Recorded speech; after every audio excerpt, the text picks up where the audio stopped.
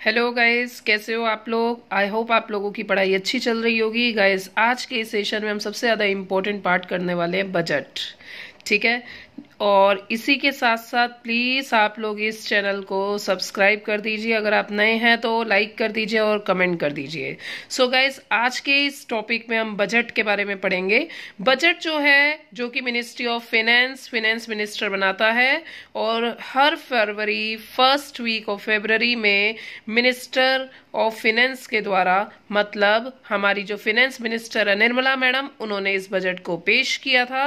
और गाइस, अब अगर हम बात करें बजट की, तो पॉलिटी के एस्पेक्ट में हम बजट की रीडिंग्स वगैरह और भी अन्य कई चीजें पढ़ते हैं, बट यहाँ पर अगर मैं बजट के जिस्ट की बात करूं तो ये सारा का सारा कवरअप आज के हम सेशन में देखेंगे।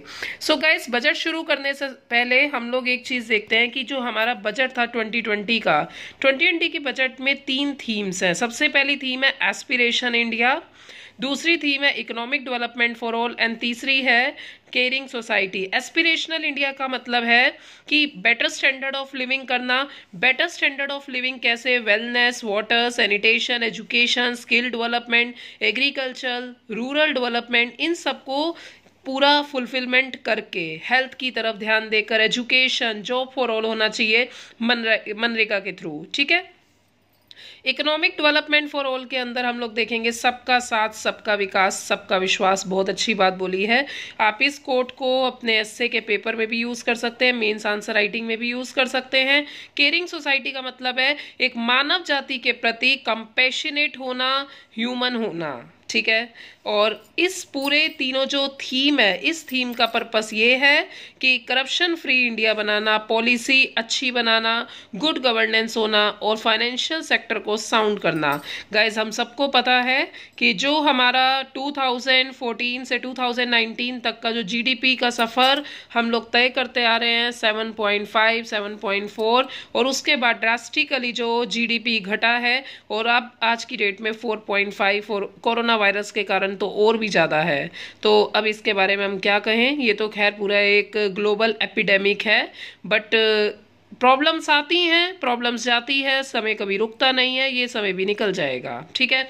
बट अब अगर हम आगे बात करें तो एग्रीकल्चर, इरिगेशन और रूरल डेवलपमेंट के लिए इंपॉर्टेंट एक्शन बनाए गए हैं। जैसे सबसे पहले, अब गाइस देखो, मैं यहाँ पे कोई भी आपको फैक्चुअल डेटा नहीं दे रही हूँ, क्योंकि ये जो वीडियो बनाई गई है यूपीएससी के एस्पेक्ट को ध्यान में रखते हुए बनाई गई है।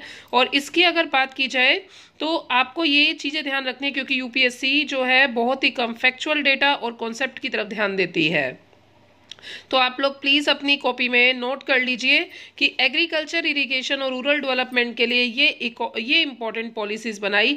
जैसे ब्लू इकोनॉमी बनी, जिसमें मैरीन फिशरीज का डेवलपमेंट मैनेजमेंट करना, एल्गाइज फिश एक्सपोर्ट को बढ़ाना, इवन 1.5 लाख तक फिश एक्सपोर्ट को बढ़ाने की बात की गई है, केज कल्चर को प्रमोट करना।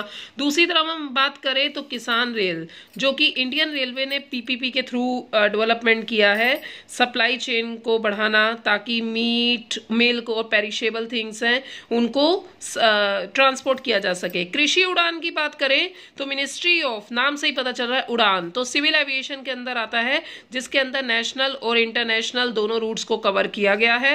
वन प्रोडक्ट वन डिस्ट्रिक्ट बहुत ही अच्छी है, जिसमें हॉर्टिकल्चर सेक्टर को बेटर मार्केटिंग के लिए प्रयोग किया गया है। एक ऑनलाइन पोर्टल बना है जिसका नाम है जैविक खेती पोर्टल, ये याद रखिएगा, ऑर्गेनिक प्रोडक्ट्स को प्रमोट करने के लिए है। एक है जीरो बजट नेचुरल फार्मिंग, जिसके अंतर्गत इंटीग्रेटेड फार्मिंग और मल्टी टायर क्रॉपिंग की बात की गई है। प्रधानमंत्री कुसुम, ये गाइस मैंने पहले भी द हिंदू में डिस्कस किया हुआ है अपनी क्लास के अंदर, but I will make the video सून, जिसके अंदर सोलर पावर जनरेशन की बात की गई है ताकि हम रेन्यूएबल रिसोर्सेज को आगे और अच्छे से प्रयोग कर सके। विलेज स्टोरेज स्कीम की बात की जाए तो ये जो है एसएचजी को कहते हैं self help group. Guys, men's के लिए सबसे ज्यादा इंपॉर्टेंट है, एक साल मेंस के पेपर में आता है, एक साल नहीं आता है। ठीक है।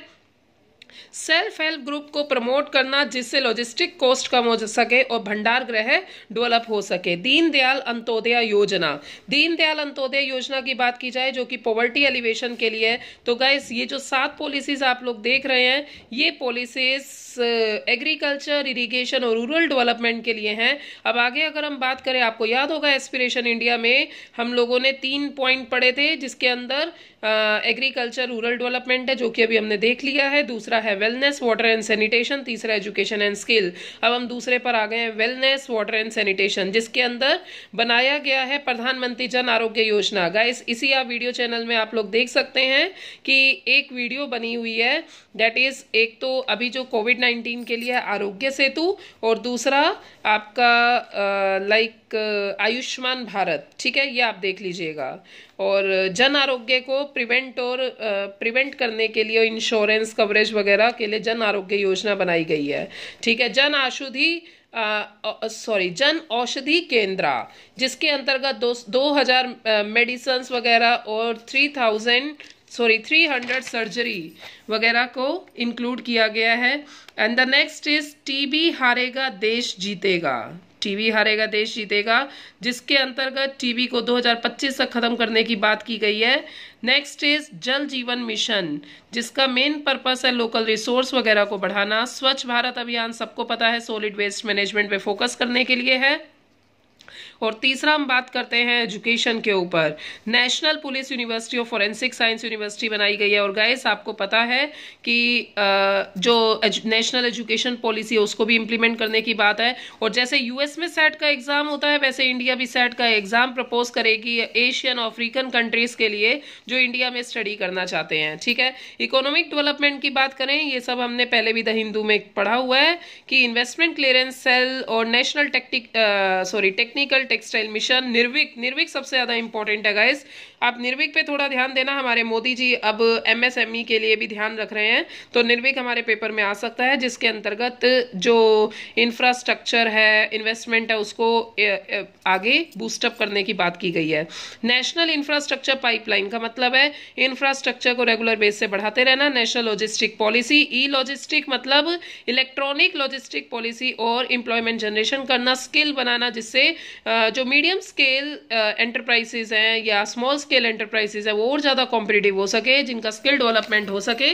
तो इसके लिए नेशनल स्किल डेवलपमेंट एजेंसी को भी इंक्लूड करना। इंफ्रास्ट्रक्चर एजेंसी को जो यूथ है वो ज्यादा से ज्यादा स्टार्टअप में इंट्रोड्यूस हो, इसलिए इंफ्रास्ट्रक्चर एजेंसी पे भी काम करना, एसेलरेट करना highways, railway, waterway, port, airport वगैरह के ग्रोथ को।